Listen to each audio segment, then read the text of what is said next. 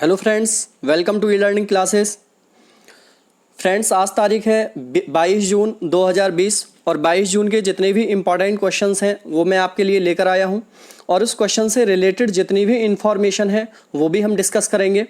तो चलो शुरू करते हैं दोस्तों। आज का पहला क्वेश्चन, सभी चैनल को सब्सक्राइब कर लो। पीडीएफ इसकी टेलीग्राम पर मिल जाती है। टेलीग्राम का लिंक मैं यूट्यूब के डिस्क्रिप्शन बॉक्स में डाल देता हूँ, वहाँ से कॉपी करके आप टेलीग्राम में सर्च कर लो और जुड़ जाओ। ठीक है दोस्तों, चलो शुरुआत करते हैं पहले क्वेश्चन से। ट्राई के रिपोर्ट के मुताबिक मई 2020 में इंटरनेट स्पीड के मामले में कौन सी टेलीकॉम कंपनी पहले स्थान पर रही है? देखोगे, ट्राई ने एक रिपोर्ट दी है दोस्तों और इसके मुताबिक ये बताया गया है कि इंटरनेट की जो स्पीड है उसके मामले में सबसे पहली नंबर पे कंपनी कौन है। तो दोस्तों इसका आंसर है बी, रिलायंस जियो। रिलायंस जियो भारत में पहले नंबर पे है टेलीकॉम सेक्टर में इंटरनेट स्पीड के मामले में। अब देखो, रिलायंस जियो ने 4G सेगमेंट में यूजर्स को, 4G सेगमेंट की बात कर रहा हूँ मैं, 3G की नहीं कर रहा, जो आप कल यूज़ कर रहे हो आजकल आप 4G सेगमेंट में यूजर्स हैं, मैं हूँ, आप हैं या कोई और भी है, वो 14.1 Mbps की स्पीड दी है इसने। कितनी? Mbps कितने की दी है? 14.1 Mbps की एवरेज डाउनलोड स्पीड इसने दी है। अब ट्राई ने इसके लिए क्या है, इसे स्पीड टेस्ट करने के लिए ट्राई ने माई स्पीड ऐप इस्तेमाल किया है। माई स्पीड ऐप ट्राई ने इसको चेक करने के लिए ऐप इस्तेमाल किया है। अब देखो यहाँ पर ये जो वर्ड है दोस्तों, ये Mbps, ये आप बहुत बोलते भी रहते हो कि हमारे इंटरनेट में इतनी स्पीड आ रही है, इतनी Mbps की आ रही है, 10 की आ रही है, 20 की आ रही है, 30 की आ रही है। तो इसकी फुल फॉर्म क्या होती है? मेगाबाइट्स पर सेकेंड। मेगाबाइट्स पर सेकेंड। इसकी मतलब इस तरीके से कह सकते हैं कि जैसे आपकी फ़ोन में 10 MB की कोई फाइल है तो 10 Mbps की स्पीड आ रही है, तो 10 Mbps की स्पीड का मतलब है कि एक सेकंड में आप 10 MB का कुछ डाउनलोड कर सकते हो। ठीक है, इस तरीके का कुछ इसमें होता है।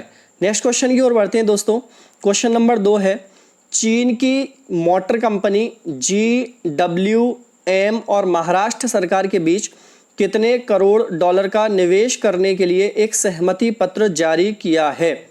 देखो, चीन और महाराष्ट्र के बीच में एक सहमति पत्र जारी हुआ है जो यहाँ पर निवेश करने के लिए है और इसका आंसर है दोस्तों ए, 100 करोड़ डॉलर का। अब देखो, आप बोलोगे सर ये इतना ज़्यादा विरोध चल रहा है भारत के अंदर, हर चीज़ का बॉयकॉट करने की बात चल रही है कि टिकटॉक बॉयकॉट करो या इसकी फाइल आ रही हैं, काफ़ी पेपर्स में दिया, ये वो करो। भाई देखो, ये सारी चीज़ें अलग हैं, यहाँ पर व्यापार का मैटर है। अब ये जो डील हुई है ये हुई है आपका 15 जून को, जिसके अकॉर्डिंग बताया जा रहा है कि देश में 3000 नौकरियां मिल सकती हैं लोगों को। कितनी?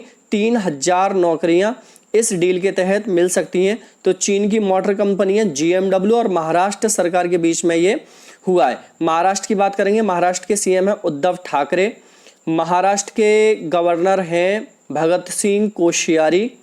कौन है? भगत सिंह कोश्यारी, और राजधानी है मुंबई। नेक्स्ट क्वेश्चन की ओर बढ़ते हैं दोस्तों।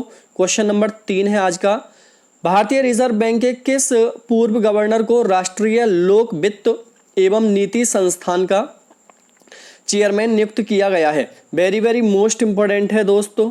अब इनका नाम आप अच्छे से जानते हो, इनका नाम है Urjit Patel. Option number C. कौन सा है? Option number C. तीसरे क्वेश्चन का आंसर है सी, भारतीय रिजर्व बैंक के ये पहले गवर्नर रह चुके हैं। आपको ध्यान होगा इन्होंने रिजाइन दिया था, तो इसके पीछे भी काफ़ी बवाल हुआ था मीडिया के अंदर, और अब इनको राष्ट्रीय लोक वित्त एवं नीति संस्थान का चेयरमैन नियुक्त कर दिया गया है। अब देखो, इसकी जो शॉर्ट, इसकी इंग्लिश में फुल फॉर्म जो होती है, इसको बोलते हैं institute of public finance and policy. Institute of public finance and policy, इसकी फुल फॉर्म होती है इंग्लिश के अंदर national institute of public finance and policy, ये इसकी फुल फॉर्म होती है। अब ये क्या है? एक थिंक टैंक है सरकार, ये इसे एक थिंक टैंक माना जाता है वित्त के मामले में। एक्चुअल में तो एक निजी कंपनी होती है, लेकिन सरकार को ये सलाह देती है वित्त के मामले में और सरकार को ये सलाह माननी पड़ती है। तो इंपॉर्टेंट रहेगा ये क्वेश्चन, पेपर में आ भी सकता है दोस्तों, इस क्वेश्चन को याद रखना है। नेक्स्ट क्वेश्चन की ओर बढ़ते हैं। क्वेश्चन नंबर 4 है, कार खरीदने के लिए 100% लोन उपलब्ध कराने के लिए मारुति सुजुकी ने किस बैंक से हाथ मिलाया है? वेरी इंपॉर्टेंट क्वेश्चन है। देखो 100% लोन उपलब्ध कराएगी तो मारुति ने इसके लिए कौन से बैंक से ये करार किया है कि आप पूरा लोन दोगे? तो दोस्तों इसका आंसर होगा बी, करूर वैश्य बैंक। आपने इसका नाम शायद ही सुना होगा, करूर वैश्य बैंक का। तो इसके बारे में मैं आपको डिटेल्स बता दूं। इसकी स्थापना 1916 में हुई थी। ये एक निजी बैंक है। निजी से मतलब होता है प्राइवेट दोस्तों। इसका हेड क्वार्टर है तमिलनाडु, और तमिलनाडु का देखो ये जो शहर है उसका नाम ही क्या है? करूर। तो इसी के ऊपर इसका नाम क्या रखा गया है? करूर वैश्य बैंक रखा गया है। इसके जो की पर्सन है उनका नाम है श्री NS श्रीनाथ। श्री NS श्रीनाथ इसके की पर्सन मतलब अध्यक्ष है, एक तरीके से हम ये कह सकते हैं। तो याद रखना तमिलनाडु के करूर में इसका हेडक्वार्टर 1916 में इसकी स्थापना हुई है। नेक्स्ट क्वेश्चन की ओर बढ़े दोस्तों। क्वेश्चन नंबर 5 है, इनमें से किसने हाल ही में भारत की पहली चलती फिरती लैब की शुरुआत की है? वेरी वेरी मोस्ट इंपोर्टेंट है भाई, आने वाला है पेपर में क्वेश्चंस, और इसका आंसर होगा दोस्तों डॉक्टर हर्षवर्धन। डॉक्टर हर्षवर्धन ने भारत की पहली चलती फिरती लैब की शुरुआत की है। देखो यह लैब एक दिन में 25 RT-PCR टेस्ट और 300 ELISA टेस्ट कर सकती है। कितने भाई? एक दिन में 25 RT और PCR टेस्ट और 300 ELISA टेस्ट कर सकती है। ठीक है, ये इंफॉर्मेशन है। और HIV जांच की भी सुविधा इसके अंदर है। HIV और एड्स होता है उसकी जांच की भी सुविधा इसके अंदर है। तो किसने किया है इसकी शुरुआत? किसने की है? डॉक्टर हर्षवर्धन ने की है। तो इंपॉर्टेंट रहेगा दोस्तों, याद रखना इसे आई लैब वैन भी कहा जा रहा है। आई लैब वैन, आई लैब वैन भी इसको कहा जा रहा है। क्वेश्चन नंबर देखोगे 6 है, भारत के रक्षा मंत्री राजनाथ सिंह ने किस देश की राजधानी मॉस्को में होने वाले 75वें ऐतिहासिक विक्ट्री परेड में हिस्सा लेंगे? तो देखोगे भारत के रक्षा मंत्री श्रीनाथ हैं और वो मॉस्को में एक परेड होने वाली है जिसमें ऐतिहासिक विक्ट्री परेड कहा जाएगा और उसमें हिस्सा लेंगे। इसका आंसर है दोस्तों रूस। ये जो होगी 24 जून को होगी। कब होगी दोस्तों? 24 जून को ये परेड होगी, उसमें हिस्सा लेंगे राजनाथ सिंह। रूस के जो प्रधानमंत्री हैं उनका नाम है व्लादिमीर पुतिन। व्लादिमीर पुतिन रूस के प्रधानमंत्री हैं। मॉस्को यहाँ की राजधानी है जैसे इसमें लिखा हुआ है, और रूबल यहाँ की करेंसी है। ठीक है, नेक्स्ट क्वेश्चन की ओर बढ़ें दोस्तों। क्वेश्चन नंबर है 7, हाल ही में किस देश ने विदेशी पर्यटकों के आने पर प्रतिबंध लगा दिया है? ये भी इंपॉर्टेंट रहेगा। क्वेश्चन का आंसर है दोस्तों स्पेन, ऑप्शन नंबर डी। 7वें क्वेश्चन का आंसर है स्पेन। तो स्पेन ने जो विदेशी पर्यटक हैं उनके आने पर प्रतिबंध लगा दिया है। अब देखोगे स्पेन की दोस्तों बात करें तो स्पेन की राजधानी मैड्रिड है। ये पेपर में कई बार आती रहती है तो इसे भी याद कर लेना, मैड्रिड है। स्पेन की करेंसी दोस्तों यूरो है, और स्पेन के जो PM है उनका नाम है पेड्रो, PEDRO, पेड्रो सैंचेज। ये है स्पेन के PM, प्राइम मिनिस्टर हैं। तो इतनी इंफॉर्मेशन क्वेश्चन नंबर 7 से भी याद रखोगे। क्वेश्चन नंबर 8 की ओर बढ़ते हैं दोस्तों। क्वेश्चन नंबर 8 है, हाल ही में GSW सीमेंट कंपनी ने अपना ब्रांड एम्बेसडर किसको बनाया है?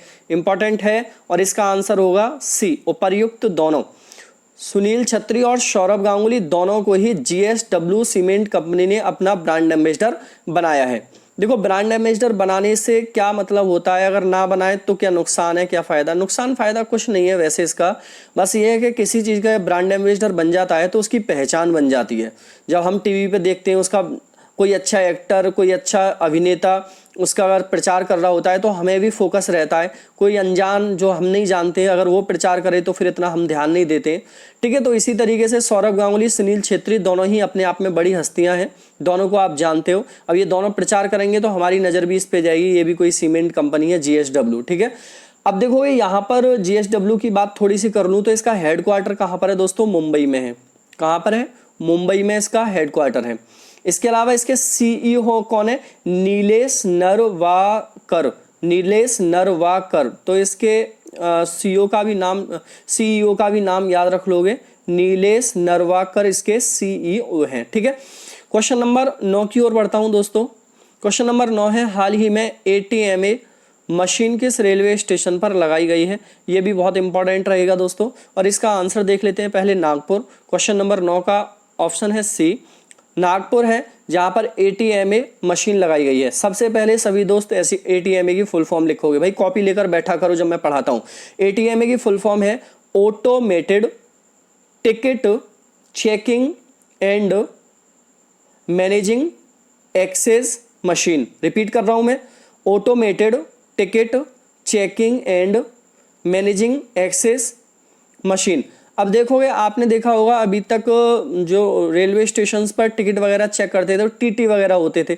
अब क्या है, यहाँ पर मशीन लगी है, अगर आप जाओगे तो वहाँ पर ही ऑटोमेटिक ही आपकी वहाँ पर ये चेक हो जाएगी टिकट कि आपके पास है या नहीं है। वो दिखाओगे टिकट आपकी कंफर्म है, पुरानी तो नहीं है, फर्जी तो नहीं है, वो सारी चीज़ें इसमें कंफर्म हो जाएंगी। तो नागपुर पे इसको लगाया गया है। तो इंपॉर्टेंट है मेरे हिसाब से, तो ये पेपर में आने वाला क्वेश्चन है आगे के लिए, रेलवे हो चाहे कोई और पेपर हो।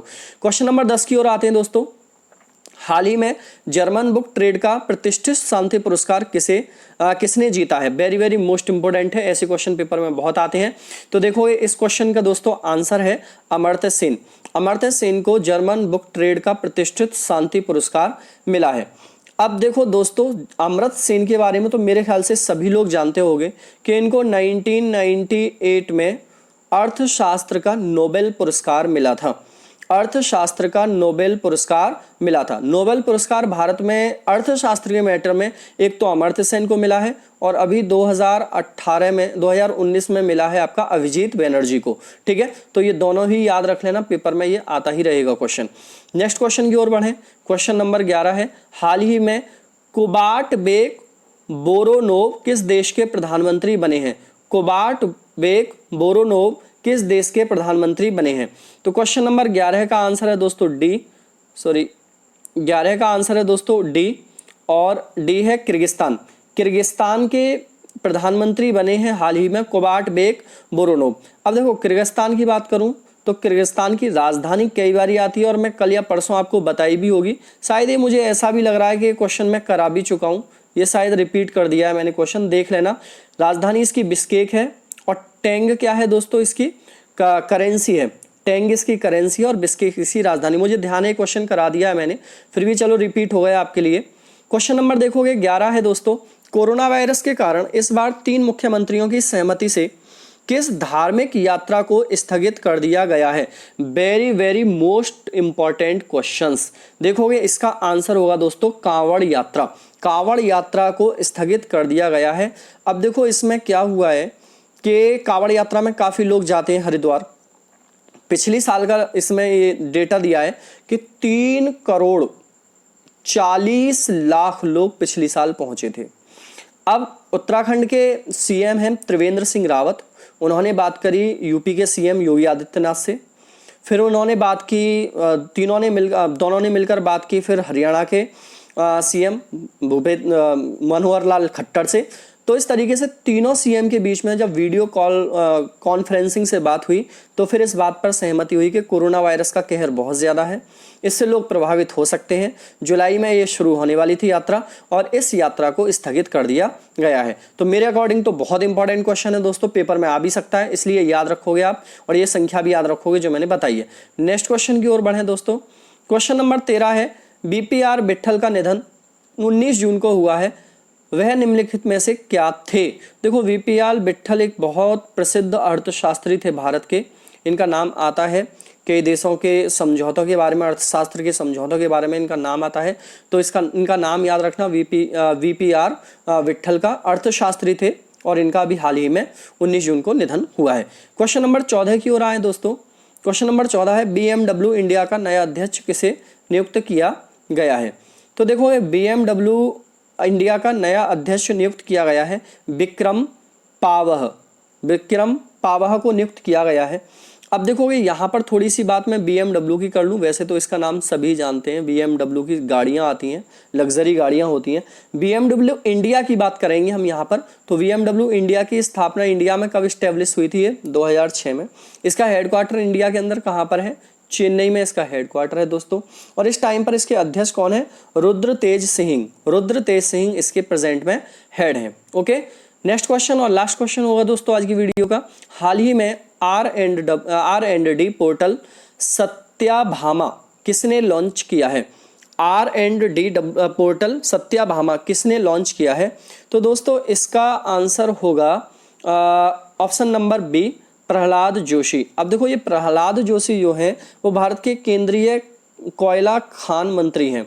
कौन है? केंद्रीय कोयला खान मंत्री हैं और इन्होंने ही इस पोर्टल को लॉन्च किया है। टुडे क्वेश्चन होगा जिसको मैं रोज पूछता हूं वीडियो में, इसका कमेंट बॉक्स में आपको आंसर देना है दोस्तों। चलो लास्ट क्वेश्चन आज का, today question, rule of law index ranking में भारत कौन से स्थान पर आया है? कल मैंने ये क्वेश्चन कराया था, सभी आज इसका आंसर दोगे कमेंट बॉक्स में दोस्तों। चलो लेता हूं यहीं से आपसे विदा, सब चैनल को सब्सक्राइब कर लेना। Tata bye bye and take care, good night.